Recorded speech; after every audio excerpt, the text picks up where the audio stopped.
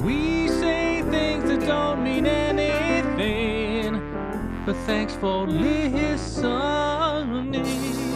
Yeah.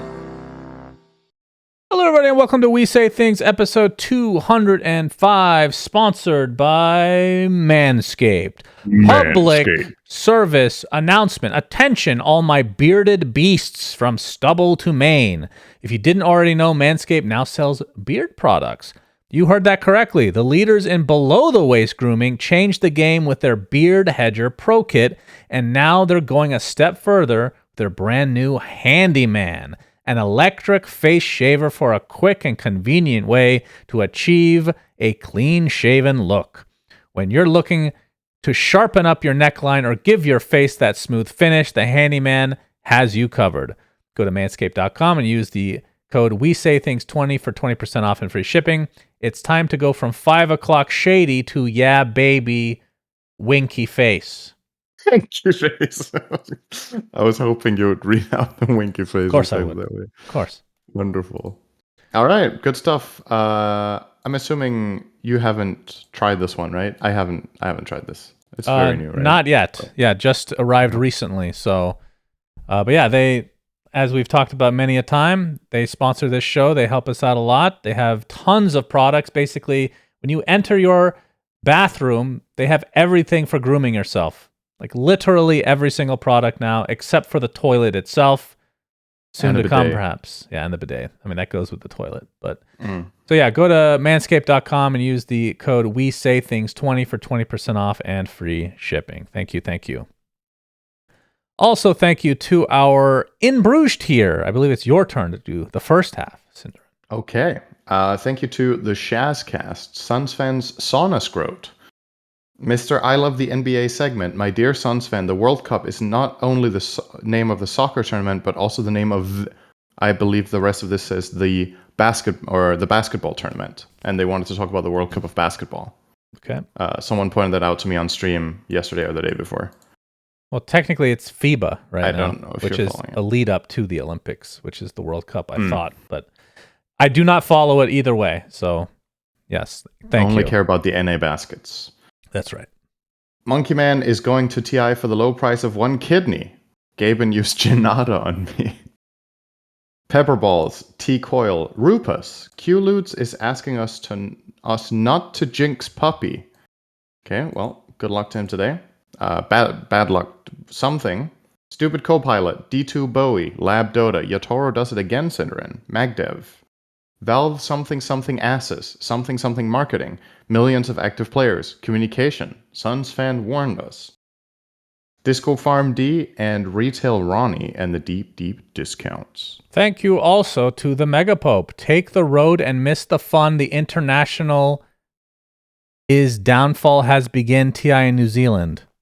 Oh, the internationals. Sorry about that. Zan Xavier, Nate Thicko01, Hamscroats, Shark TM, Antiquely Seasoned Goat Balls, Janie, Dop, Nothing to See Here, Underscore Man, Guitar Strings, Eve Remort, Ben Broomhead is Ben Broomhead, What an Aftertaste, Anonymous, and Whips Crack due to the tip breaking the sound barrier, creating a mini sonic boom, Mr. Niebling. I always found that cool as well. That is very cool. I had no idea that was what happened. You've heard a whip crack before. Yeah. I didn't know it has to do with that, though. It's cool. Never crossed mine. It breaks the sound barrier. Little mini sonic boom. All right, so I think we have a non-NBA segment to start us out today, Cinderin. Yes, today I have a little bit of a segment because last Thursday at midnight, a game that I had been anticipating came out, and it was a game, I shouldn't say.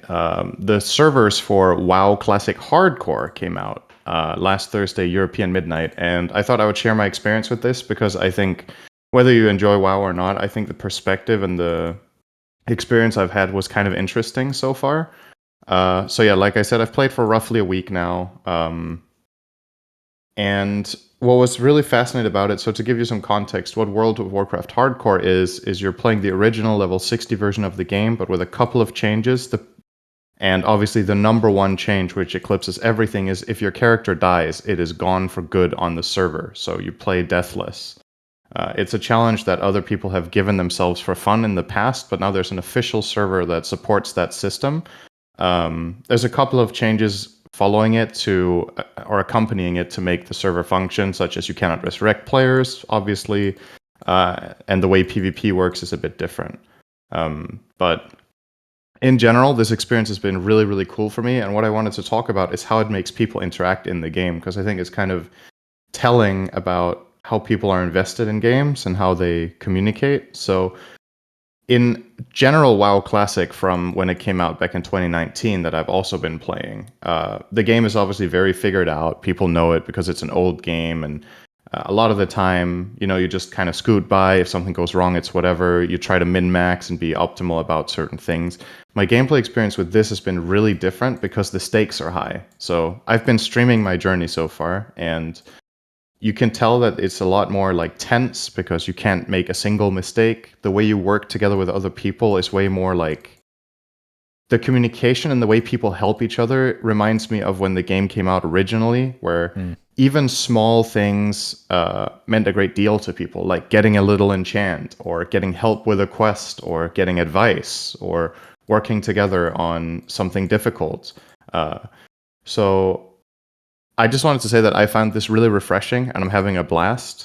And I would recommend to anyone that has played Classic WoW in the past to try this experience. And obviously be wary of the stakes, that you need to be willing to accept that you sink in a lot of hours in this. And if you fuck up, your character is gone. What happens when you die is your character gets transferred to the era servers, which is the servers that are not hardcore. So the character doesn't automatically get deleted, but you do no longer have access to the character on the hardcore server. It was pretty cool so far. I'm decently far so far in the game, and I can really feel that the way I'm interacting with the game and my overall experience is a lot more exciting. The way I talk to the people I play with, the way I talk to stream, the way you plan things to make them safe. Yeah, you just approach the game in a completely different way. So that's really cool, and I wanted to mention that. And on the topic of that, hold on. Can I not talk about it too? Okay, of course. I allow you to talk about make your stupid basketball joke. Yes, go ahead. I think so. First of all, that's really cool, and I think that would make a very good topic for somebody's master's thesis or doctorate, whatever, as a psychologist or something. That's actually quite interesting. The effect that something like that can have on just communication and how, like, the toxicity or whatever the case may be. It is very interesting to think about. The moment you said that would make an interesting thesis, the way I thought you were making a dumb joke and your mind was going somewhere, it would be interesting to see how people would approach their master's thesis if it was hardcore. So if you failed it, you would die. That would also be interesting. That would indeed be really fucking interesting. Hey, if we're all in a simulation, maybe ours is not the most hardcore of said things. People that get Fs on their tests just fucking die in high school. They have to restart the simulation. I mean, why not? Yeah. And on the topic of this, as I mentioned, I've been documenting my entire journey on my stream. And when I thought about talking about this on the podcast, I realized we haven't really been promoting our personal streams very much, right? Like, there's a lot of people that listen to this podcast every week, but don't necessarily see it live. And I just wanted to mention, if you guys are interested in what we play and what we do on stream, SunsFan stream is twitch.tv/SunsFanTV, and mine is twitch.tv/Synderen. And we have both been streaming quite regularly recently. I mean, obviously, I took a very long break for a few months, as a matter of fact, but I am back in full swing, and you've been streaming multiple times a week, I want to say, over the last couple of weeks at least, maybe months. For me, I've been trying to do Monday, Wednesday, Friday, which depends on where you live, I guess. For EU, it would be Tuesday, Thursday, Saturday, technically. And the primary things both of us stream are Dota, right? We both primarily stream Dota and Dota content, but like I said, for me personally right now, I have this other thing that I'm also streaming. I think you sometimes stream shooters, Valorant and CSGO, right? No, not much anymore. I think when CS2 officially comes out, I'll start playing that. Yeah, you'll definitely be streaming that, I'm sure. So that will be your WoW Classic Hardcore when that comes That's out. right. But yeah, check out our streams if you haven't already.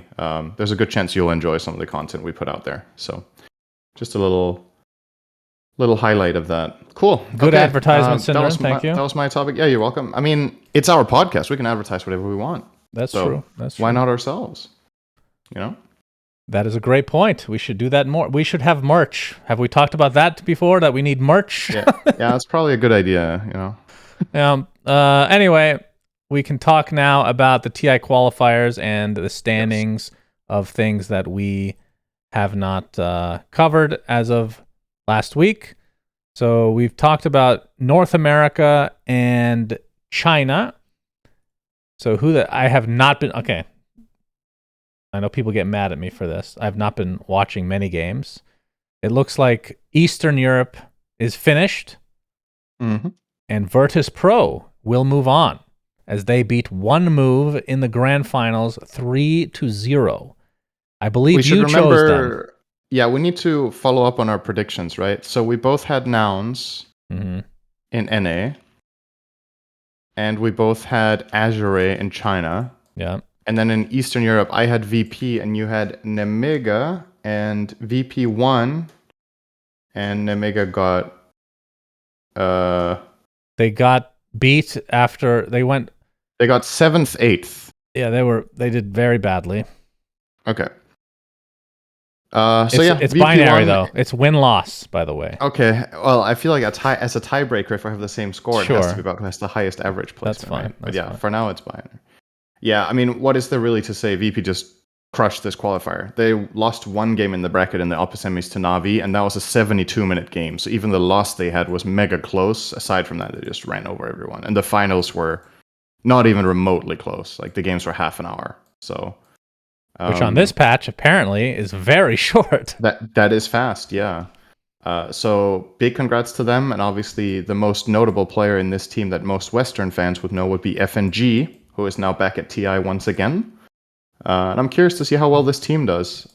There's a little bit of an asterisk here, obviously, to keep in mind about the Eastern European region, that the two best teams in the region were obviously directly qualified, which are BetBoom and Nine Pandas. So VP did not have to play against the toughest competition in the region, but they make a case for themselves being at least a clear third here. Mm-hmm. And maybe they're on the up and up, and they could be one of the front runners for Eastern Europe at TI. But yeah, great performance from them. Not really that exciting, to be honest, because they just ran them over. Did we cover SA last week? No. I think we did not. And wait, it also wasn't over last week, was it? It was not over, no. Right, there we go. That's why it was over shortly after last week's episode. You catch up, Shannon, because you were right. You picked Thunder Awaken and Keyed Stars to make it. Are you sure? Yes, and they made it. Oh, that's because it has Costa Bile on it. Yep. That's right. You got both teams right, and you even said you were believing in Keyed Stars specifically because of Costa Bile, and they got first place. So what do you know? What an outstanding performance from you. What did you pick? And I picked Thunder Awaken and Akatsuki. Okay. Which is, I get 1 point for Thunder, and Akatsuki got third. So it was pretty close. Mm-hmm. And Akatsuki were actually in the upper bracket finals, where they lost to Keyed Stars 2-0, and then they lost to Thunder 2-0 in the lower finals, and therefore did not quite make it. It's got to be so sad to be this close and then miss it, right? When you're in the upper finals and then you lose twice back to back after just, going there in the shortest possible path, as you would if you're in the upper finals, is kind of crushing. So unfortunate for Akatsuki that they just barely miss out, but congratulations to the other two. And then the last two regions are not quite done technically, but SCA is very close to being done. Might be done by the end of this podcast. Right now, I think they're playing in the finals, best of 5, Team SMG versus Blacklist International. SMG is up 2-0 already. I picked Blacklist to win. I remember that. I don't remember who you picked. Please tell me it's not SMG. I picked Bleed. Oh, thank God. And they got 5th, 6th. So no matter what happens in this finals, you up me on proximity. But yeah, it looks like currently with the status, this looks like SMG should be able to grab it, right? With that advantage that they currently have. The impressive thing is SMG 2-0'd them Blacklist. Mhm. They 2-0'd them in the upper bracket finals, and they're facing them again. They're already up 2-0, so that's 4 in a row. Yep. That's pretty emphatic. And we should mention this SMG team. I think we mentioned one of the previous episodes that they have no one on mid. So this would be the first time ever that I can think of that an Eastern European player qualifies to TI with an SEA team. SEA I do not think team. that has ever happened before. See, Resolution has done it for a bunch of regions. Who else would there be? Is that true? Yeah, I mean, SCA, you don't see a lot of Westerners in general go there. I can't think of it, at least. Yeah, you might be right. So Nico Baby has played at TI with an SEA team, is correct. Somebody's pointing Nico Baby out in chat. But first of all, he is not from Eastern Europe. I guess, I mean, it depends on how you define that, right? But he's always been playing in the Western Europe qualifiers. Where do you draw the line for Eastern Europe, actually? You tell me. You're from Europe. Yeah. I mean, he's Bulgarian. I would not consider that Eastern Europe in Dota. In Dota perspective, at least. Let's look at a map of Europe. And let's see. I would not be able to place Bulgaria on the map, I think. I mean, by definition, I would say it is Eastern Europe. But in Dota perspectives, we don't call Bulgaria Eastern Europe. Mm-hmm. Anyway, yeah, he's the other example I can think of now that's been mentioned of even a European player in general qualifying in SCA, right? There's been a couple of European players playing there, like Pylai Dai as well played for an SCA team, and yeah, Nico Baby probably the most memorable one. But yeah, no one would be the first that we can think of Eastern European player by Dota definition to qualify to TI with SCA. So that's pretty cool. Other notable names in that team, mid one, Afu, Johnwell, and Masaros in the offlane, I think is the least known player of that team, who is from Thailand. So that would be another Thai representative at TI, together with most notably Jabs from Talon. So, yep, that's almost a conclusion to that, but not quite. And then the only region we have left, Shannon, which will probably decide who of us wins this challenge, which is way more important than which teams make it, of course. Yeah, of course. Is Western Europe, which we thought was going to be impossible to predict and very cutthroat, and it has been so far, but it's not over. But we do know one team. We both picked Quest, and then you picked Secret, and I picked Nigma, which I very much regret right now. Because I was like, they're on the up and up. There's an upward trajectory. It's crunch time. They can do this. They could not do this. They lost in the first round of the upper, and then they lost in the first round of the lower. To Alliance, of all teams. Yes, yeah. They got 2-1 twice in a row. First by Entity, and then by Alliance. The team they lost the first round in the uppers to, Entity, that was the only game they lost. Entity beat Secret 2-0, and then they 2-0'd Luna Galaxy in the upper final. So Entity are in. Big congrats to them, especially my boy Stormstormer. I'm very happy for. And the second slot now remains to be won by either Secret, Quest, or Luna Galaxy. Oh, man. Poppy, Jenna, I'm afraid it's all to on the say, line here. I know. I'm afraid to say no matter what, by the rules that I just evoked, you win on proximity no matter what. Okay, that's good. Because we both have 4 correct predictions, but you have the highest average, I would think, already with Blacklist and Secret being way further. So I won. I was ahead currently with the 3rd place of Akatsuki, with your Nemega of 7th, 8th, but I have this Nigma Galaxy prediction that's going to get low, and I had Bleed, and you had Blacklist, who are at least 2nd in SEA. So congrats, Shannon. You win the prediction war, game, whatever you want to call it, the battle. Your prize is nothing, and you cannot gloat either. I'm not a gloater. But do you think? I do I look like? I acknowledge the victory. Do I look like a Lakers fan, Cinderin? Oh yeah. Huh? Well, no, you look like a gloater. I'm not a Lakers fan. Okay, I don't gloat. Get fucked. Anyway. Yeah. So from this remaining portion of the Western Europe qualies, like you said, Secret has to play Quest, which will be soon, I think. In like 2 hours from this broadcast. That could be Puppy's last hurrah for this year. That's going to be the last chance to get to a TI. I'm wording this horribly. If he loses this series or either of the next 2, there will be no player that's been to every single TI. Yep. And I think most people are probably rooting for him. And it's crazy that Quest are in the lower bracket. I know that they're, the off-lane position has just been, they've been changing players left, right, and center, but they looked so good in the last couple tournaments. But they didn't play with this exact lineup, so it's going to be a tough one for Secret. And then they had to play Luna Galaxy, who I haven't gotten to watch at all. Their series against Luna Galaxy that they lost in the uppers 2-1 was, for all intents and purposes, kind of I don't want to say coin flip because that's the wrong way to put it, but Quest could have easily 2-0'd that, right? They won the first game very handily, and then the second game was 80 minutes. And whenever a game goes to 80 minutes, it's anyone's game. So this could have been a totally different story had they won that game, but then they also lost game 3, obviously, and yeah, it's crunch time today for both teams, and Luna Galaxy is waiting for that last one. And it's a best of 3. These qualifiers have no best of 5s, so true. Only the ones with one slot have that, such as SEA, that is in the BO5 finals. Here, the lower bracket finals is a BO3. So, yeah, not much margin for error there. And that's because the lower bracket never enters the upper bracket again, right? So, yeah, no need for it. Yeah, and you could argue the upper finals could be a best of 5 because it's for a TI slot guaranteed, and so could the lower finals. But it's just designed this way. I think it's just a logistics thing, more so than anything else. I think it's fine. But yeah, that's exciting stuff coming up in a few hours. If you guys are watching this live or shortly after the upload, then you could catch those games to see how it all ends. You'll probably be too late if you watch the upload for this to watch SEA, but who knows? Maybe Blacklist mount an impressive comeback here in that series. But yeah, that's it. So confirmed TI teams now, in addition to the ones we already knew, are now Nouns, TA, Keyed Stars, Entity, VP, Azure. Nice roster of teams that we've got coming up. Yep, indeed. So quick roster shuffle / rumor time, I guess you could call it. Tofu, his visa has been approved for Gaming Gladiators. I think there was some question marks as to, did he have to reapply a bunch of times? What was the story behind that?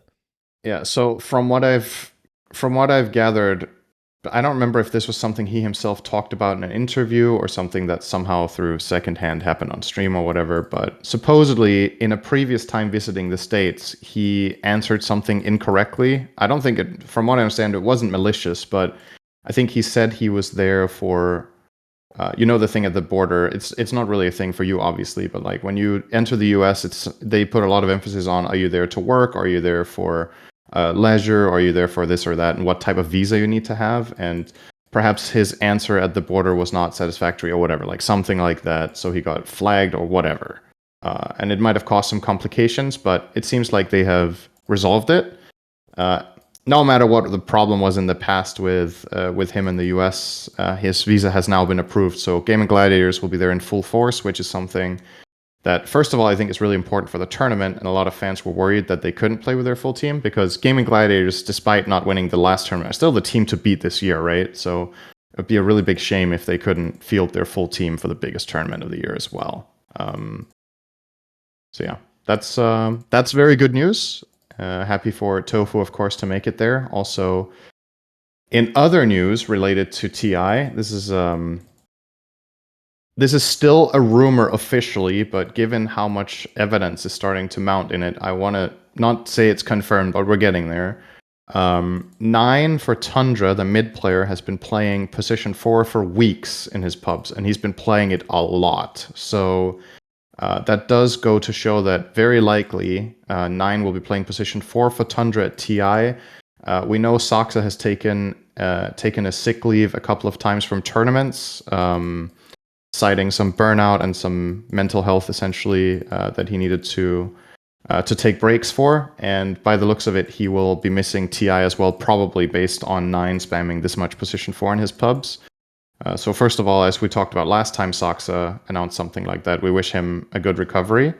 And now this for Tundra begs the question, who are they going to get mid? Because if 9 is playing 4, who has been their instrumental mid player with a wacky hero pool, very unique style, that kind of player is pretty difficult to replace. So the most obvious choice in Europe would probably be Thompson, because he also has these, unique heroes and ideas and ways of playing that might be a good fit.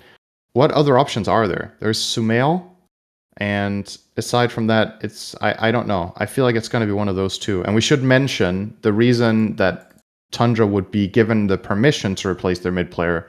There's obviously a roster lock now, so you can't, under normal circumstances, replace your mid.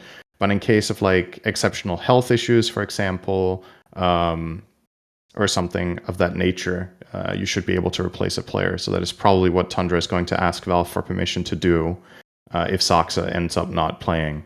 And then if they do get Yeah. exemption, what player pool do they even get to choose from? Could it be any player that's not going to TI? Or do you think it would be more restricted, like nobody that played in the TI quals or that were in the DPC? That's a good question. It feels like you have to be able to choose somebody that's just not going to TI. So somebody that played in the if the person they choose is not allowed to have played in the qualifiers, they cannot get Sumail.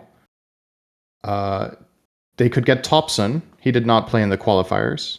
And they could get Miracle, who also did not play in the qualifiers. But I don't think Miracle seems, based on, his track record with Nigma as of late, also has been out of play for quite a while. I don't think there's any official explanation of why he's on leave, but he is on leave. Maybe they said it was health related as well. I'm seeing people in chat mention Weeha as an option. That is obviously also a possibility. But yeah, Tundra haven't announced anything, and I mean TI isn't that far away, so I wonder there could be two things at play here. One of them is that 9 is playing position 4 as a safeguard in case Saksa can't go.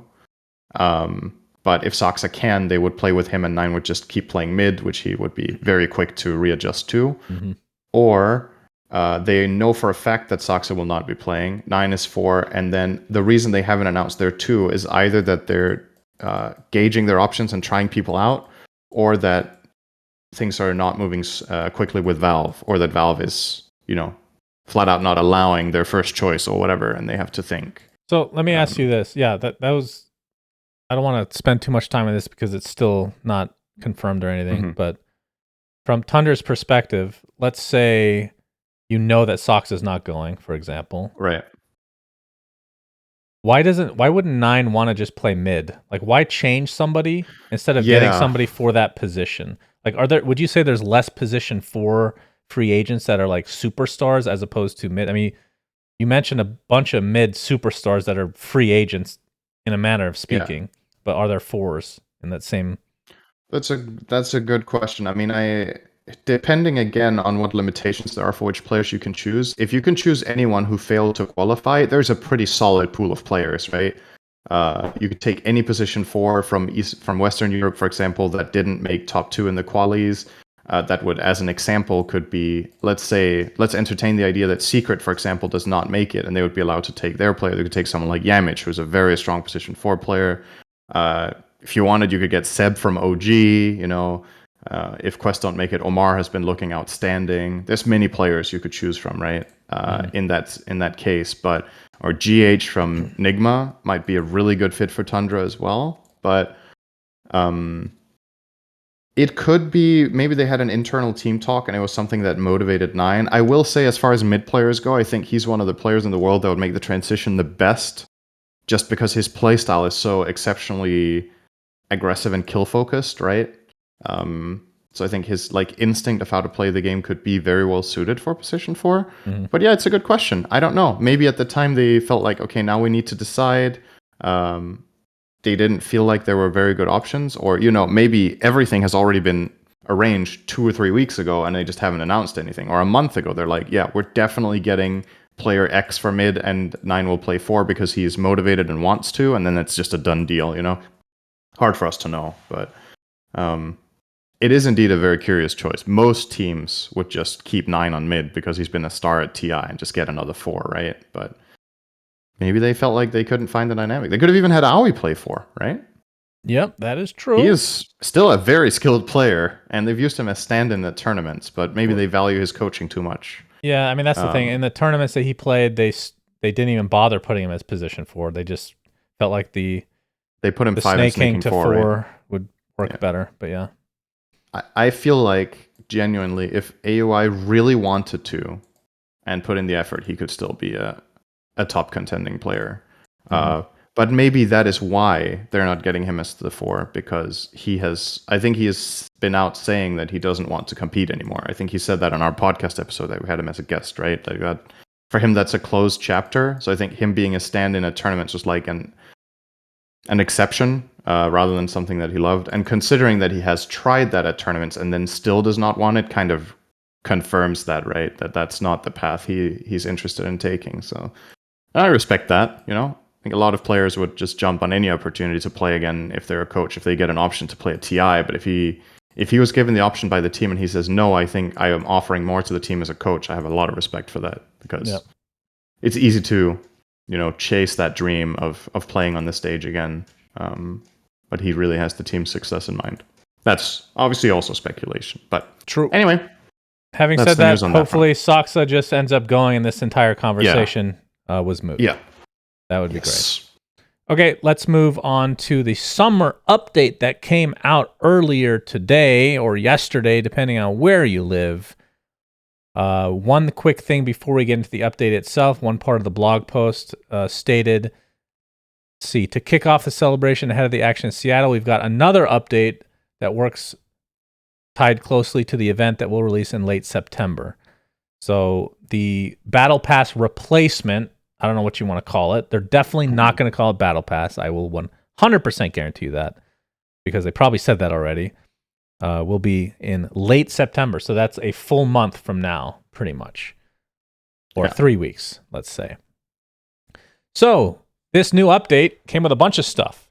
So I figured before we go over each feature that we just do the thing that is more normal, I suppose, and just talk about the chest that came out. Okay. Everyone's favorite part of the podcast, especially the audio listeners, they really enjoy the chest speaking. So I'm going to bring it up on the screen, and we will do our best to describe it. And I don't know. Do you want to rate it? I don't really care. Yeah, let's try to rate the things pretty quick, or just rate the chest in its entirety. How about we do that? That's okay, sure. So this is. I'm not going to lie, maybe it doesn't look like it right now, but when you turn it a bit, it looked to me originally like a bristleback set. I thought it was bristle at first glance. Oh, okay. So it's not just me. I did. This is a primal set. Why don't you describe it for us? So it's Primal Beast with a fiery mouth and kind of claws, and then he has these like big demonic horns, and also has horns going down the back, and he has a chain around his left ankle, which looks like a bear trap or something. He has that already. He has that in normal Dota. It looks different here, though, right? Yeah, this is not the same one. It is way more pronounced, I would say. He kind of... Imagine you combine the Gorons from Zelda and Diablo. Then this is a very good mental image of what this set looks like. He's covered in black armor. Yeah. Which reminds you of the other one they have in the game, but this one looks really good. This was a really good set, I think. Yep. And this is not in any particular order, by the way, because that I could not be asked to put in more effort. This is a very rare. It's the Snapfire set that we talked about a long while ago, which people voted on. Which the mount is a snail. Not a big surprise that it's a very rare. Yep. But this one of the best mounts in the game now, for sure. Mm-hmm. Then a Spectre set. To me, this looks like a normal Spectre set. It's nothing special. Yeah, it's Spectre Spectre naturally is kind of limited in how you can really change the hero, but actually, I think the set is pretty clean, though. So's your face. Yes. Well, some of the time. That's your description for audio. It looks clean. Okay. All right. So essentially, what this has is it has like these kind of silver-looking glaives or blades coming across as armor on top of Spectre. So she has like different layers of these silvery-like glaives, and her weapon itself, the glaive that she carries, is also in similar style. And I would say the set overall is just a little bit more like deep blue rather than purple. The rest of the set, that is, the glaives themselves are silvery light blue. But yeah, it's a solid set, I would say. Okay, but and then nothing we like we have an Abaddon set where the this is not the greatest picture actually. The mount, if I remember correctly, is like a dragon. He's riding a wyvern, I think. Is it a wyvern? Oh, Or is it a dragon? Is so it something about how many legs they have or yeah, whatever? this I of don't course is remember. part of the update where Abaddon can now fly. By the way, in case you're Yeah, wondering, so he can go through he's terrain. riding let's just call it a dragon. Um, the dragon has the dragon looks a little bit I don't know how to explain it well, it's light blue and so is Abaddon's sword and he has like this light blue almost scorching hair and shoulders. I don't know. This says just weird to me. Why is he riding a dragon that can't fly? I don't know. That's next. Before we go on, I want to mention Right. something I just noticed. The name of the okay, tell us what the name of the cache is. And do you find it interesting? It's in the picture. If you're watching the stream, that is. The collector's cache, August 2023. Do you find that Collector's interesting cache. at all?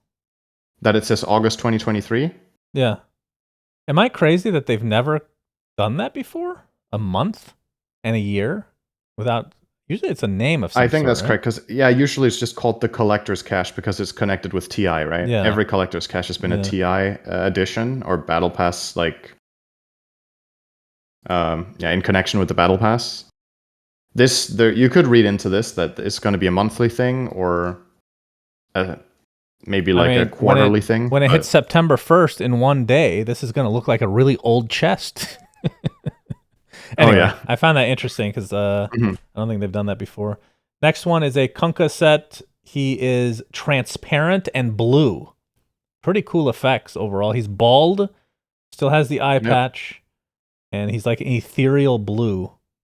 Yeah. I mean, he's essentially like a pirate that died, right? He's like a reincarnated ghost. He looks like he has to perform an oath to Aragorn in Lord of the Rings 3. Very accurate. Those were green, though, weren't they? Close enough. Okay. I don't watch movies. Yep, I know. Next is an Alchemist set. This is a big old juicy Minotaur, which first thing I thought of was the second boss in Hades. Yeah.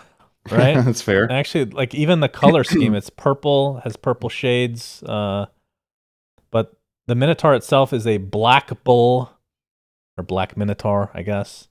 This one looks really cool. I like this one a lot. And the helm that the alchemist himself carries here is very what would you call this? It's like it has this like really huge plume going all the way from the front to the back on top of the helm. This is like I want to say it's a Spartan helm. Yeah, Roman or Spartan or something like that. It's just Roman. Some people are saying Trojan or Trojan, I think it's called in English, right? That's right. But yeah, it's like the theme is obviously playing on of ancient Greece. I think it works pretty well. As far as like changing characters a lot, I think changing this ogre to the bull, it's still a little bit weird because they didn't carry it out around the chest region. I feel like at this point, if you're committed to making it a bull, why does it have the ogre chest? Why isn't the chest they need the color scheme, you know? Well, yeah. I mean, essentially, this looks like an ogre that's carrying a bull helm, not a bull. Right. But the helm is blinking and the mouth is moving. So are you actually, after all this time, you're saying now that you want this to be crazier? No, I'm saying if you have to. Okay, Shannon, this is okay. This is actually, to me, this is crazier than if the whole ogre was a bull. You know what I mean? Really? Okay. I mean, this is right crazier. now. This is essentially a mask, right? Yeah, but it's a mask that moves. So you're not really selling me on the idea that this is still ogre wearing a mask. Because the mask is animated. No, I mean I know what you're saying. I know the eyes are. That's a lot more work to make his chest hairy. You realize that, right? I guess so. Yeah. Like right now, anyway. You ever notice that his belly? It's literally just from The Simpsons. Like this color scheme. It's ogre. The ogre himself is just a Simpsons character that we just haven't seen before. Very cool. That's a good idea for a set. Have the alchemist ride on Homer.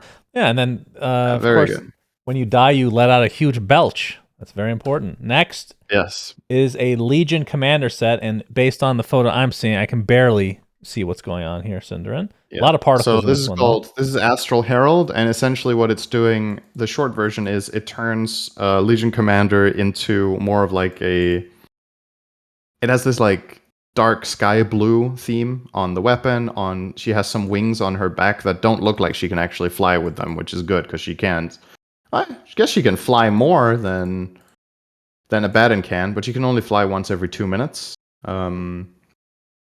It's a different take on the hero. I personally wish it was a little bit brighter because I understand that you're trying to go for this like she's the Dawnbreaker, and then there's a theme with brightness and a theme with a bit more darkness. What hero are you talking about right now?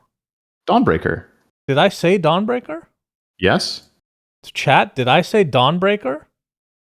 I'm looking at Legion Commander right now.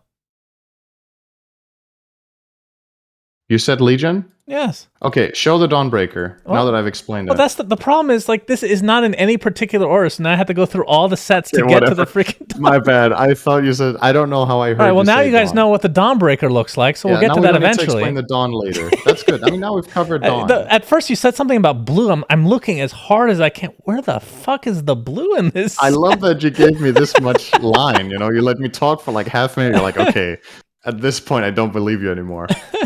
This is going to look really good on the video. People are just like, how the fuck is this guy not interrupting? Go ahead. All right. Legion. Anyway, yeah, so Legion Commander, she has a... Because you mentioned wings, and she has wings in this one, too. Yeah, I guess. I mean, okay, so she has a pretty whopping 6-pack, first of all, in gray, which is interesting. The rest of the theme of the set is kind of built around... She's just got like these fiery flags. They're kind of like burning at the bottom, and at the top she has... Again, this looks a little bit like Roman-inspired. The helm has this kind of... I guess this is not connected with the helm, is it? It's connected with the... What do you call that thing on the back that Legion Commander has with the 2 flags? I'm sure it has a name. The banner? Cape? Is it just called a banner? Because, like, you know what I mean? It has these, like, 2 cape segments that are connected by a rod, and I feel like that has a different name. Yeah, maybe there's a name for it. I don't know. Anyway, that has some thing connected with it with fire as well. And the overall theme is very golden and red, which is a color match that I personally always really liked. Golden and scarlet looks amazing together, so I'm a fan of that. It's called the Triumph of the Imperatrix, so it is kind of like an Imperium theme, right? Yeah, I think that's pretty much the description of that set, right? Very good. It's a pretty big change that she's kind of like this gray, almost... I don't know what to say. Is that called onyx, that color? Onyx is a black, isn't it? Yeah, it's very black. All right. So I don't know why that word came to mind. Moving on. This is the ultra rare is Anti-Mage. It's a set. I think it's the first set for the female persona. Yeah. And if you don't own the female persona, you get it with this. So she has a 6-pack as well. That seems to be a trend in this... This looks like a jazzercise outfit. Do you know what jazzercise means? No. I wonder if anyone knows what that means. It's very 90s. It's like when I don't know if men did this, but at the very least, women would go to like a gym. They wear super tight spandex, and they would exercise. I don't know what makes it jazzercise. That's the first thing I thought of with this. The moment you start explaining, I was like, all right, this is like the music video to Believe by the Chemical Brothers. I wonder how many people are going to understand that reference. I don't even but yes. Sure. I'll believe you. Okay. So, yeah, she has this. So, first of all, as far as ultra rares go, this is kind of like bare bones, right? Because the persona itself is pretty slick and doesn't have a lot of layers on top of it. It's just like very plain, almost, to say. But what they've added here is she has 2 purple horns, which are kind of not like huge, but they're there.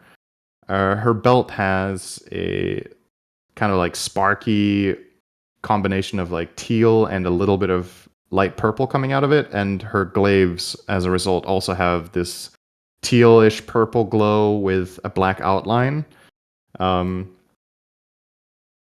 I personally would have liked it better without the horns. I'm assuming there's some sort of lore to this that I don't know. I'm sure Slacks knows. Ask him. But yeah, I guess they wanted to make this the ultra rare because obviously it's the female Anti-Mage persona that comes with it as well. If you don't have that, you get it this way. What was Anti-Mage's other name in Dota 1? Magina. Oh yeah, that's right. I thought it was Terrorblade the Demon Slayer. Is that what I'm thinking of? And they were So what was brothers. Terrorblade called? What was Terrorblade called in Dota 1? I don't know. He wasn't called Illidan, right? Why can't I not remember? Dark Terror was Void.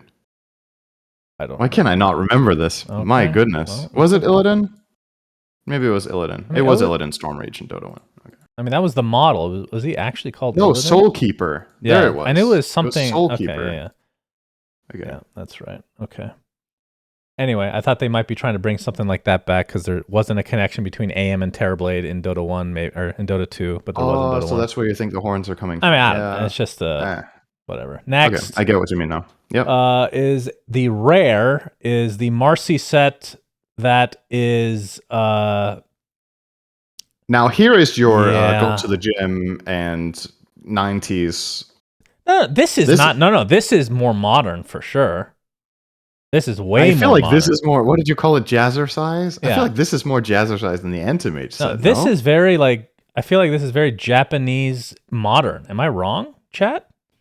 I mean, you're not wrong. I don't just think keep up this with looks this more stuff. like jazzercise than the other one. Okay, I don't know. I get what you're saying. Anyway, she's wearing blue boots, and then she has these like purplish, the top of the boots are purple, and then she has leggings that are purple as well, and then blue at the top. So it's like blue, purple, purple, blue, and then her chest piece is white, and it has glowing. There's like golden glow on the gloves, the bracers that she's wearing. And a bit of a golden top of the chest, as well as a seemingly... Is that... No, never mind. It was just the angle. She has a little bit of a golden... What do you call that in front of her forehead? I can't see it in the picture very well, so I don't know. She has like a golden icon in front of her that's like magic. Her back piece is pretty cool. It's like a backpack, transparent backpack that's filled with water, and you can see a lotus flower. I thought that actually was a nice touch, which I don't believe... Well, I shouldn't say that. I don't remember that being in the... Because this was a set that people voted on. Sigil is the word, yes. This is one of the 5 sets for Marcy that were ridiculous. People were like, these are ridiculous, but we love them, and most of them have now gotten in the game. So congratulations. Yeah, she has a final note about this. Has very long purple hair as well. That's right. I don't know what you call this hairstyle. It's like if you took... She has a ponytail on each side, essentially. It's that long. That's right. Okay. Next... I think this is Hoodwink, although this picture, I'm trying to find Hoodwink. I guess she's inside the mask. That is Hoodwink. Okay, yes. Go ahead. Yeah, this is like Mayan inspired, right? So it's called Tomokan Foot Soldier. She has a crossbow that looks like it shoots spiked balls instead of arrows. I wonder if it does that in game. I haven't tested it. If her acorn shot has this like projectile around it, I would imagine maybe it does. But the overall theme of this is like it's a mythical green. Yeah. So probably doesn't change any effects, I would imagine. Don't know. Anyway, there's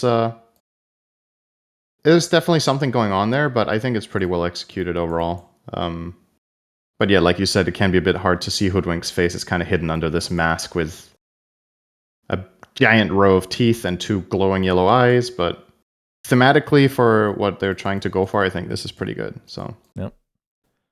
Wraith King got a set. This one, so I think some of the sets in this chest were extremely good. Like they're very different. And then there's sets like this that for me, very generic. His sword is quite red, which is definitely a bit different, I guess, because it's such a contrast from the rest of the set. But I feel like this Wraith King set can just be lost in the shuffle of every other set that's come before it. Is that just me? I mean, it's another one that also follows this Greek theme, right? So again, he has this helm that we talked about from Alchemist, but his is just ghostly green. He has an armor with a 6-pack. I don't know if that's a normal thing, but 6-packs are really popular in this. And then apparently he has been stabbed in the chest with a knife that's literally just sticking out of it. Yeah. And he has a golden eagle on the shoulder. I mean, I feel like this set actually has a couple of cool things going on, but I don't know how well it translates to the in-game model when you're watching the hero top-down.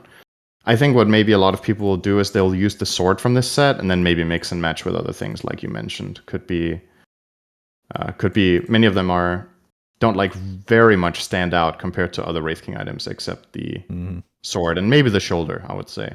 But I've never, you know this, I've never really been a fan of these sets that have one shoulder. Yeah. I don't know. I know that it's trendy and a lot of designers like to do this on their Dota sets, but I prefer harmony on the shoulder pieces instead of like one huge one and one flat one.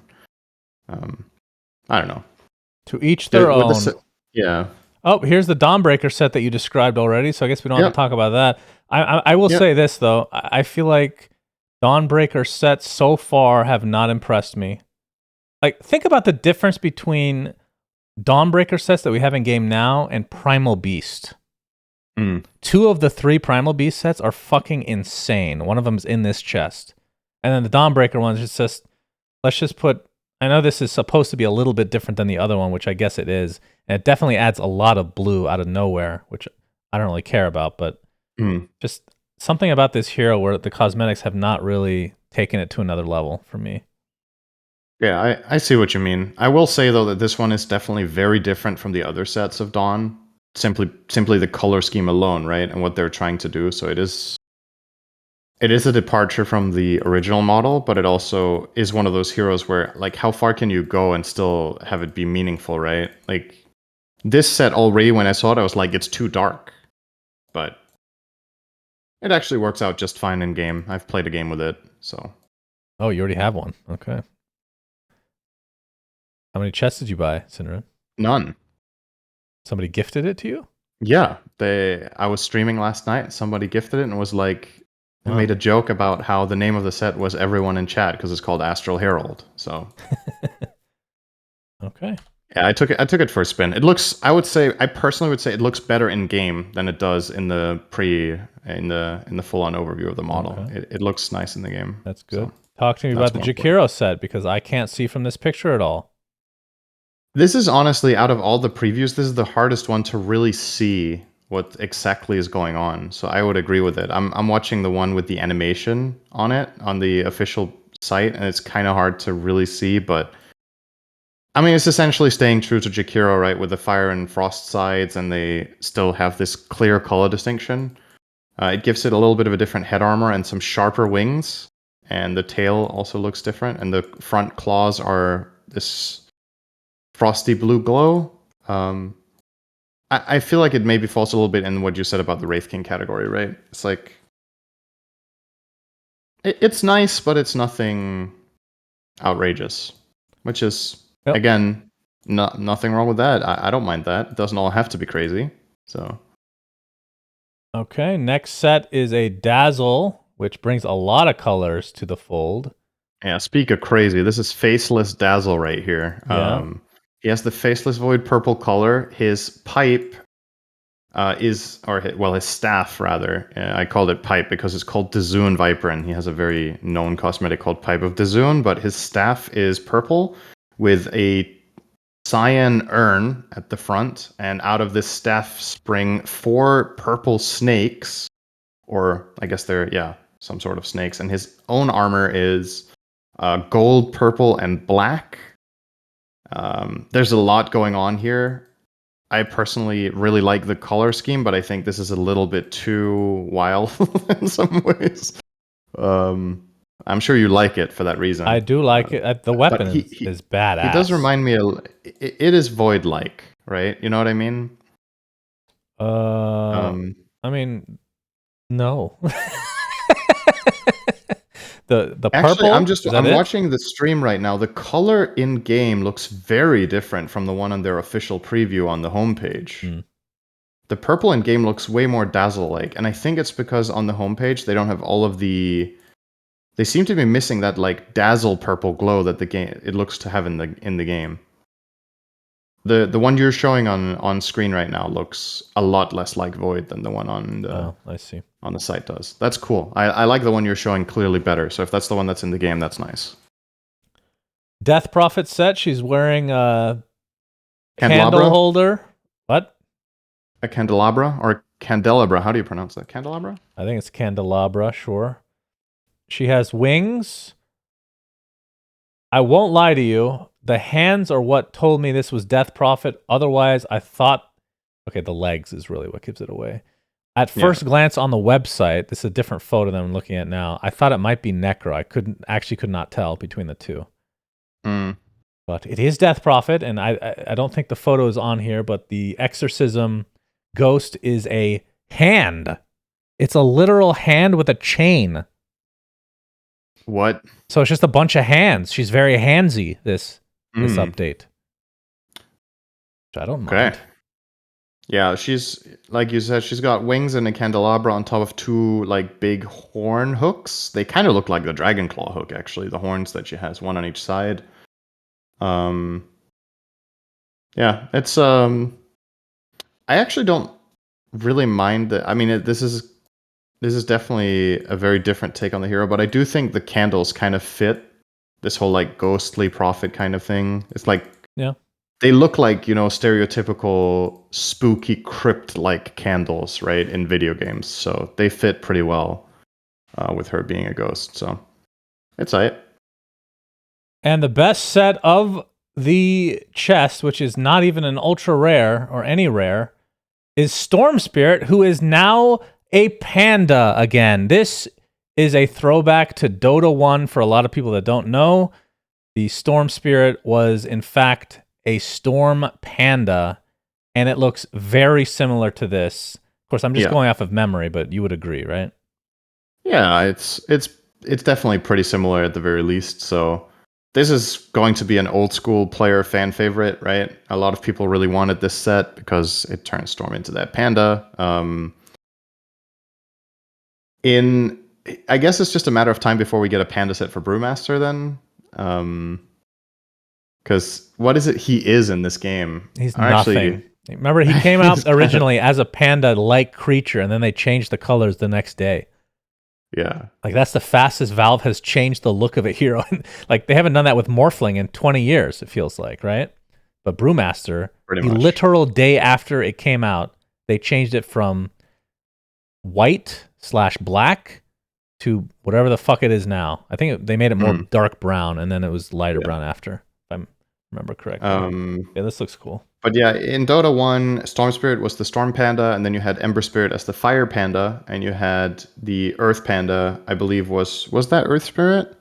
Probably. So. I don't think I played when Earth Spirit was a hero in Dota 1. Yeah, I don't know either. And then Brewmaster himself was also a panda. So there was a lot of pandas in that game, and this is a throwback to that. So a lot of there's some nostalgia going into the set being chosen, I feel like. Especially considering that there's nothing about Storm that lends to being a panda, right? So like the only reason this makes sense when we look at it is that we know it from the past. Yeah. Otherwise, he could have literally been any other animal, right? Right. Without context, maybe this is fucking stupid looking. Exactly. If you don't know this thing about Storm from Dota 1, you're like, okay, why is Storm a panda? I wonder what the lore says. I'm sure Slack's going to have a lot of fun with this one. Yeah. But yeah, that's the last one. All right, what do you rate the chest, Shannon? 1 to 10. Okay. As a whole, we're not, so just an average across the board. What do you think? I would say 8.5. Very good. I mean, wow, that's very high for you. Okay, 8.5 for a chest of this rarity type, right? If this was an immortal chest, obviously it would be a very different story because it's all about the effects more so than the item itself. But I think generally, like, if half the sets, I'm like, okay, this is quite good. I think that's way better than an average chest for me. So 8.5. Okay. I think I would be more critical of it. I was thinking somewhere in the 7.5. So it's definitely good, and there's a couple that stand out, but there's multiple sets in this chest where I'm like, it's all right, but I don't really know. Like the Abaddon on the dragon. I'd use the dragon mount. I would definitely use that one. Yeah, as we talked about, the Jakiro is pretty, it's good, but it's nothing special. So is the Wraith King, so is the Spectre. And then there's a couple of standout ones that are just polarizing, right? I'm sure some people will be like, why the fuck is Storm a panda, But we don't mind. That's right. Yeah, it's definitely a solid chest. Not the best one they've ever released, but definitely also not the worst. So it's in the upper half, I would say. Yeah. So pretty good. Okay, so with that let's move on to the actual update that is not including the chest. A bunch of stuff has been updated. So first, the armory has now been remade completely. And I don't know if I want to read all of this. We can go over the essence of these things. Otherwise, this will take a long time. Yeah, true. So the armory has been the armory has not been redesigned for many, many years. So now you have, when you I think essentially the store and the armory have now kind of been combined, and the UI is just far better than before. It's a lot easier to use. You can see how much your items are worth with the marketability, which is a bit bugged because I think a bunch of my autographs, not mine, but well, some of them are mine, I guess, but old autographs, they come up as being worth $440 each, and I have 16 of them, so they would sell for $7,000. Pretty sure that's not real. Go for it. I would if it was real, but I doubt it. You can demo items without buying them first. I don't remember if that is even possible, but I guess not, since they're listing it as an actual feature. I think you could demo them before as well, but the you could difference demo. here is I think you can demo mixes now as well, right? Yeah. So that's cool. You can combine things and demo them. The global items, so where you choose like your Roche outfit or your wards or whatever, terrain, it's all been reworked as well. So the UI is just cleaner, easier to use. It shows you if you have duplicates of something. So that was something that was really annoying because I want to gift stuff to my friends that don't play as much or don't buy as much, I guess is a more proper way to put it. So being able to know which ones you have duplicates of so you don't have to give up something that you may want. Like I said, you can sort by market value now, which is really cool. And what else? So in terms of the armory, that's about it, but it's a huge rework UI-wise.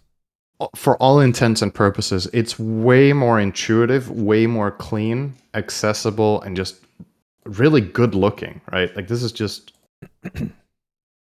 I feel like everything... So I'll get a little bit ahead of myself and say here that everything they did in this patch is really nice. And this is just step number 1. So I think we talked about...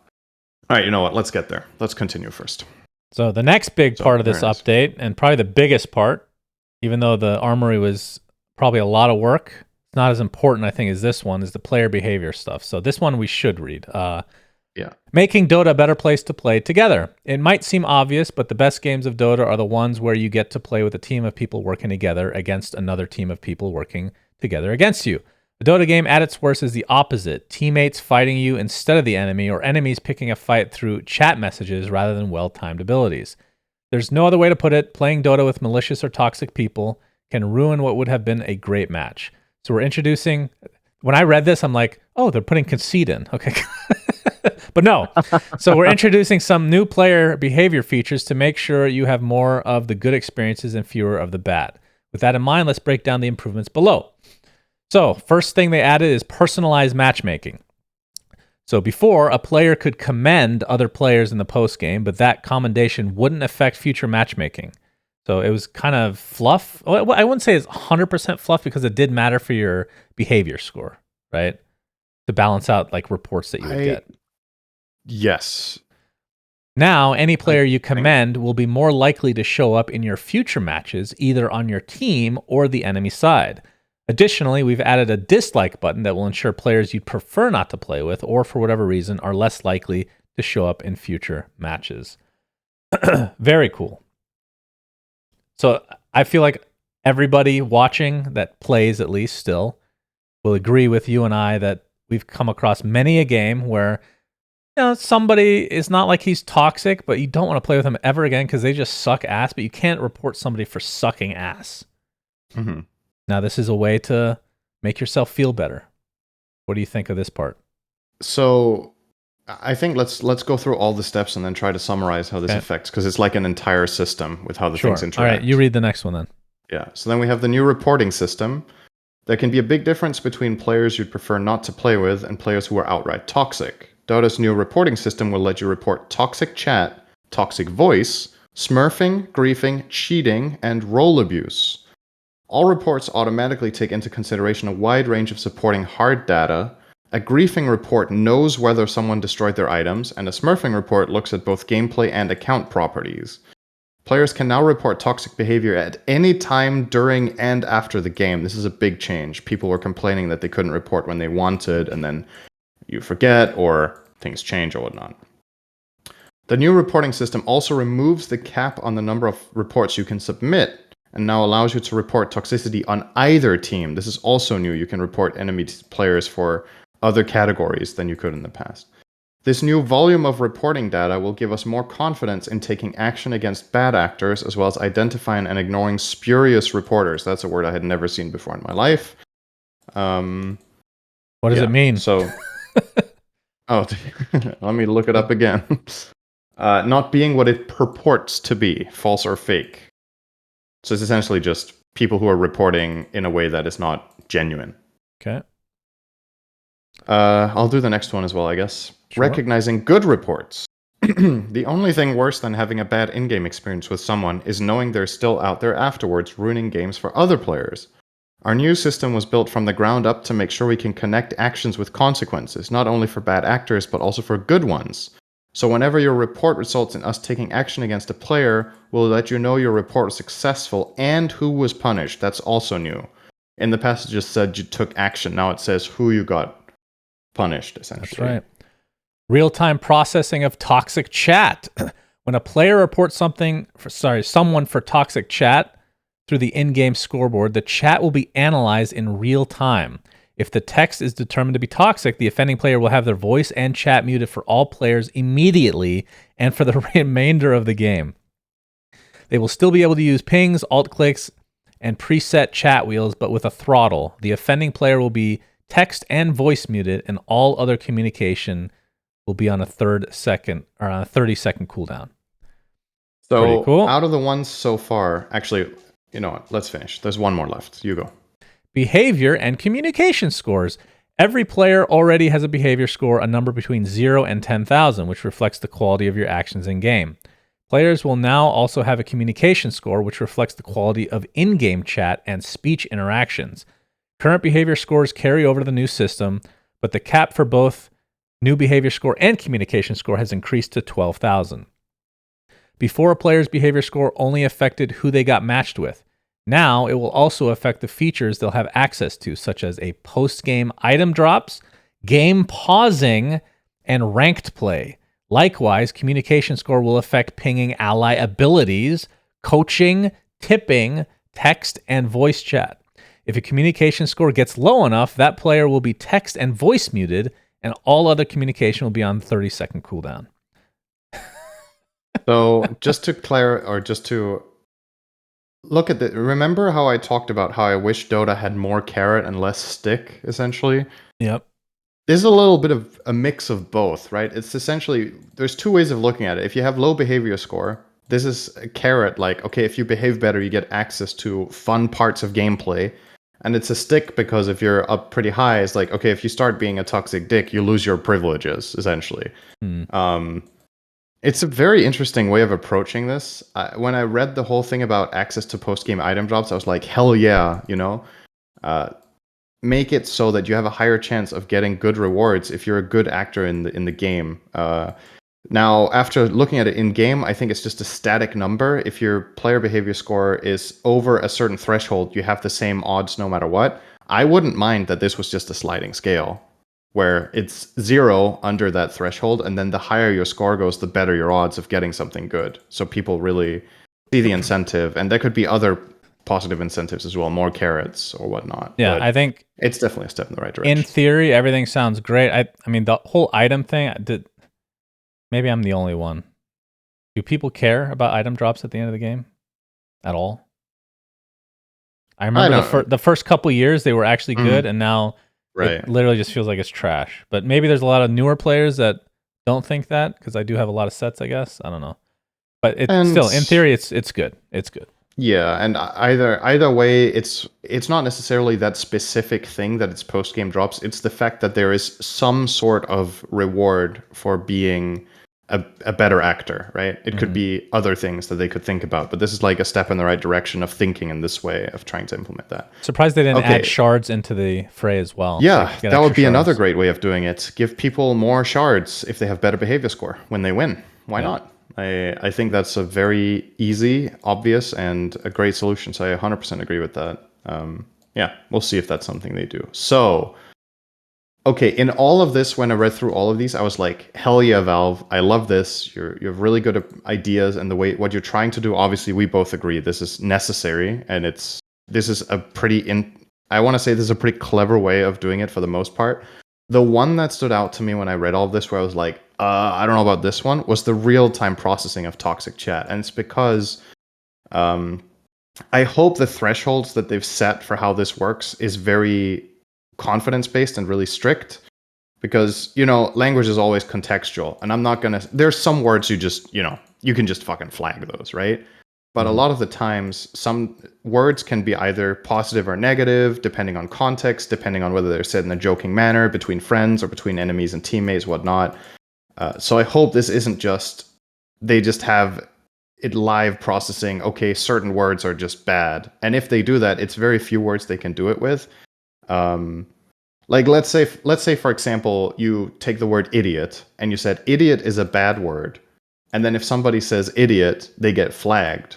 You could easily say that in a joking manner to a friend, And what I don't want is that this automated language filter just doesn't have the intelligence to understand these differences in language. And that's obviously really difficult for systems to do. So I hope with this that Valve are very careful, and I believe they will be, because they should acknowledge this. This has to be AI, though, right? You would think. And you would think so, right? Because there's not going to be someone sitting there live Gabe AI. chat. That's the new thing they're coming out with. Gabe AI for sure. So how do you train this? Is my question. Like, what is the confidence based on? Is it just like there's a subset of words that it thinks can never really be said in a positive manner, or when it's used in these contexts, it's just absolutely bad, right? One of the common insults that people throw around, especially in Western Europe, is dog. That is not an inherently bad word.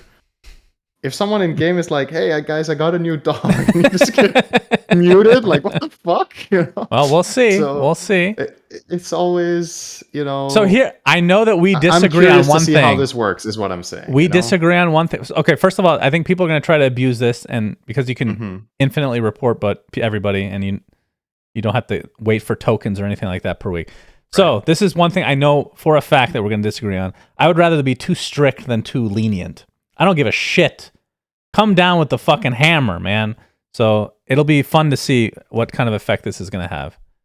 Oh, I think, okay, so the thing is, when you say too strict, I'm not saying we shouldn't be strict on people that are bad actors. I'm saying we shouldn't punish people that aren't. Right. That's my concern. I think that is, for me, so that is better. That is a necessary evil. Okay, that's what you're saying. Like, if some people get lost in the shuffle, that's okay, as long as we're getting rid of the shitheads that are the majority of it. You know what I mean? Now, my question is, how important do you think the real-time processing of toxic chat is to accomplish that versus people reporting, if this report system ends up being really good? Right. I don't know. Do you think... I don't know. Because at that point, maybe this whole real-time processing becomes obsolete, or actually becomes almost negative. You're saying AI is going to be obsolete? This is going to take over the game. Before you know it, they'll add this as a part of an option for in Dota Plus, where it can start playing for you as well. The AI will evolve over time. Of course, it's going to understand the nuances of language. Given the way people interact in this game, I would trust... I would trust the wisdom of the crowd more than an AI with handling language. I would trust the AI way better with handling other things. But the language part is really difficult for an AI to really nail and get down. And obviously, it's going to be trained against human behavior and what humans think. But I think it's going to be... This is a challenge for me. This is my main concern when I read this. Everything else sounds absolutely fucking awesome. And I will go... we've been criticizing Valve for some things like patches they've put in or directions they've taken or whatever. This is genuinely the first patch that I've read in a long time where I was like, holy shit, I love everything. Yep. We're not even done yet. There's one more category below this, but I just wanted to get that out there now that we criticize Valve quite a lot on this podcast. I'm aware of it.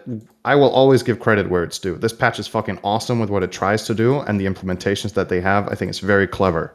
So I just hope it works the way they want. But big up to them for... Yeah, and to kind of echo what you're saying, in our last podcast, I was very... What's the word? So sick and tired of talking about things that Valve have done wrong, because it's just getting old. And then, lo and behold, they come out with this update where I agree, everything... I mean, I like more of the sets than you, even if you want to even put that as part of the update. But this update is terrific. So moving forward, so I guess finishing with the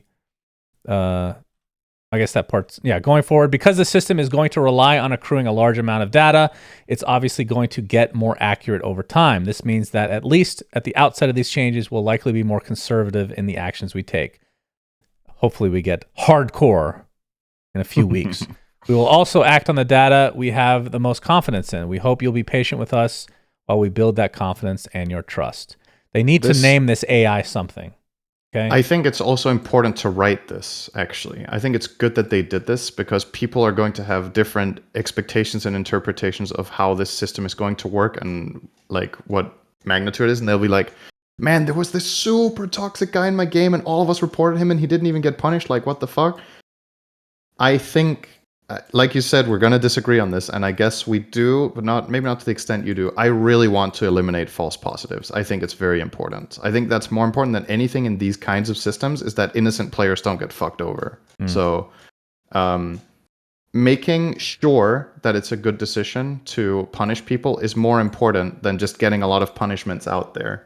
And yeah, in the beginning, that will mean that some bad actors get more leeway and more line than they should. But hopefully it's for the protection of the good actors that don't end up getting punished for something they didn't do or something that wasn't the magnitude that the punishment is given relative to what they did. So, okay, last part of this update, which is another great one. As I already said, I mean, I love everything here. But the final one is updated map rendering. And Valve is essentially showing a couple of examples of how they've improved shadows, they've improved particle lighting, and they've improved tone mapping. There's some sliders. You guys can go on the dota2.com/summer2023 to check it out for yourselves. It's a bit hard to explain exactly how this is, but essentially it just looks cleaner, it's more polished, it's sharper, especially certain things like water and shadows look really nice compared to before. And then something I noticed immediately in the last one, where they're showing all three concepts together, it's a picture of a sniper being hit by a tower shot. The way the reflection of light from that tower fireball bounces off the sniper set looks really nice. It reminds me of RPGs, the way if you're sitting at a fireplace or if you have like a game that's very much built around the graphics being crisp, such as Elden Ring or whatever, this just looks really, really cool and more modern, essentially. Yeah, it's funny that I never really noticed or cared, I guess, but never noticed that reflections didn't really, reflect onto the hero itself, and now it does, so that's cool. Yeah, this one's hard to talk about because it does require you to look through the sliders, but some of it is subtle, but overall, I think it's just a net benefit, right? This is good stuff.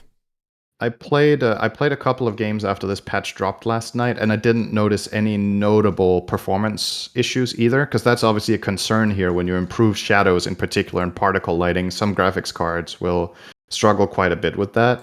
And I do not have a high-end graphics card anymore. My computer is like 5 or 6 years old at this point, maybe even more. Time to upgrade, sir. Yeah, I should definitely get a new computer, but this is still... It ran... I want to say like before. I didn't notice any performance drops from this, so that is obviously only my experience, but hopefully for you guys out there, this doesn't end up tanking your FPS too hard that they made these upgrades, but my experience so far is very, very good.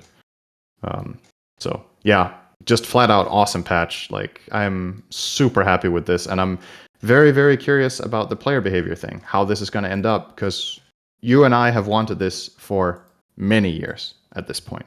And there's finally something here that looks and inspires hope in me because it's trying to reward good players and allow the community to filter players better. And I want to talk a little bit more about this whole commending thing, because essentially what this system is trying to do is it's trying to let people judge the qualities of other players, and it's kind of generating in-houses in matchmaking. Do you know what I mean? Mm-hmm. So in Dota 1, we used to have in-house leagues, and the way you got into these in-house leagues was being vouched by players. So, you had someone trustworthy in the league that said, this guy is a good actor or this guy is a good player and will fit into our league. And if they perform, if they're an asshole or if they are clearly underperform to the levels that we expect here, we will remove them from this private league. What's happening here is that the community itself is saying this guy is a good actor and this guy is a bad actor. And over time, with enough data, you are going to get more and more good players on both teams if you're a good actor. And that's what you want. You don't only want the good players in your team. because then it would also be exploitable as all hell, right? If you commend people just to get them in your team again, it's like a way of like boosting your MMR or whatnot. The system isn't doing that. It's not giving you this player significantly more often by commending them. It's giving you the player in the game more often, so he can also be in the enemy team. And I just think maybe I'm missing something here, but I think this is really elegant. If people use my gut it, instinct is right? very impressed. Yeah, of course, if people use it correctly, and that's where the confidence thing is very important. But I would like to think that the way this is going to get used is more, as long as it gets used correctly more often than wrong, then with enough sample, it should pull in the right direction, right? Mm-hmm. You would think. I'm already seeing some threads on Reddit where people are actually, starting to take more responsibility for their actions. Like people are like, man, I played a game with this guy and he said something shitty and he immediately apologized after. That hasn't happened in forever. It's like these testimonials of people actually starting to think about them. Oh shit, I'm actually being a dick. This is kind of bad, right? So people want to, it's early days, but I would like to think that people will want to try to be better actors because there's going to be a direct connection between that and getting better games. That's right.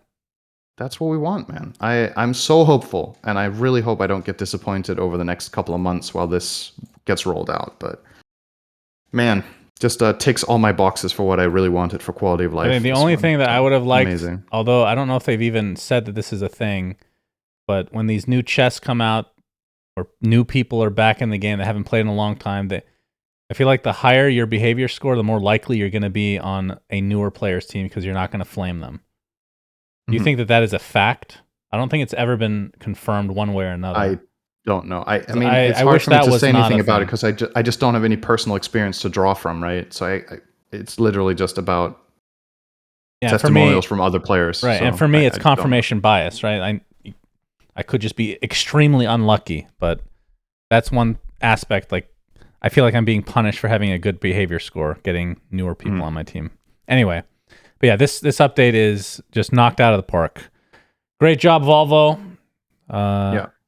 Hopefully more to come. So I guess another month or 3 weeks or so until the Battle Pass replacement, which we don't know what's going to be called.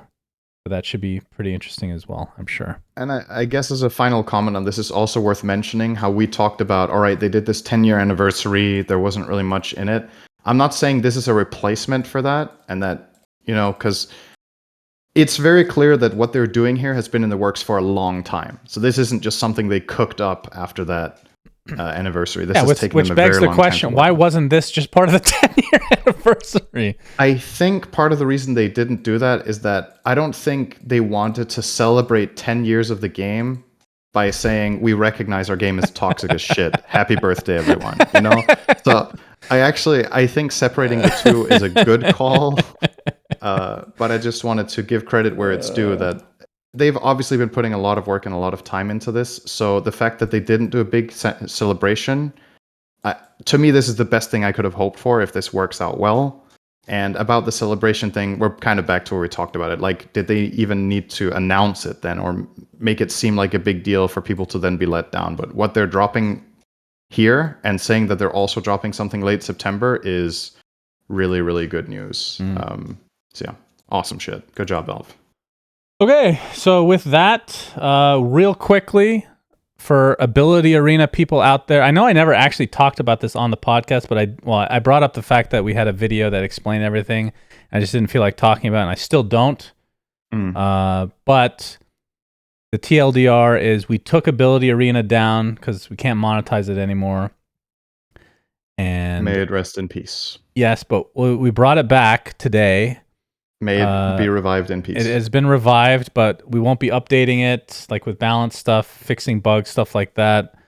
But I know a lot of people just wanted to play it, so we're just going to leave it up and let it kind of die naturally, because we are working on a new game outside of Dota.